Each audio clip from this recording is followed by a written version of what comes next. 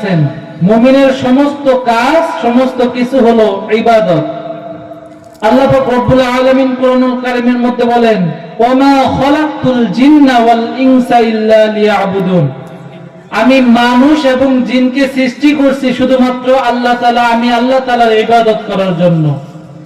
মুসলমান আল্লাহর গোলাম, দুনিয়াতে আমরা কেউ থাকার জন্য আসি নাই, আমরা কেউ থাকতেও পারবো না। এমন একদিন আসবে কেউ থাকবো না দুনিয়ার মধ্যে, এই দুনিয়া ছেড়ে চলে যেতে হবে। ইহা হাম সব মুসাফির হ্যায়, কবর আখের ঠিকানা, कोई आगे रवाना है, कोई पीछे रवाना। এই দুনিয়ার মধ্যে আমরা কেউ থাকার জন্য আসি নাই। আল্লাহ পাক রব্বুল আলামিন আপনাকে আমাকে দুনিয়ার মধ্যে নিয়ে আসলেন, নিয়ে আসছে শুধু ইবাদত করার জন্য। মুমিনের সমস্ত কিছু ইবাদত। এই দুনিয়ায় আমরা মুসাফির হালতে আছি, একদিন এই দুনিয়ার থেকে আমাদেরকে সকলকে চলে যেতে হবে। কেউ এই দুনিয়ার মধ্যে জেদ করে থাকতে পারবে না। সাদ্দাত এত ক্ষমতার মালিক, সেও কিন্তু দুনিয়ার মধ্যে থাকতে পারে না।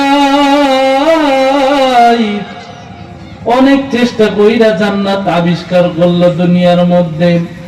জান্নাতে ঢোকার আগে দেখে জান্নাতের দরজার সামনে এক বুড়া দাঁড়ায় আছে। বুড়াকে বলে, বুড়াটা কে? বুড়া ডাক দিয়ে বলে, সাদ্দাত, তোমার আর জান্নাতে প্রবেশ করার মতো সময় নাই। আমি মালাকুল মাউত আজরাইল আসছে, এখন সাদ্দাতের জানটা কবজ কইরা সাদ্দাতকে মৃত বানায় চলে গেল। মুসলমান আল্লাহর গোলাম, ভালো করে বোঝার চেষ্টা করুন।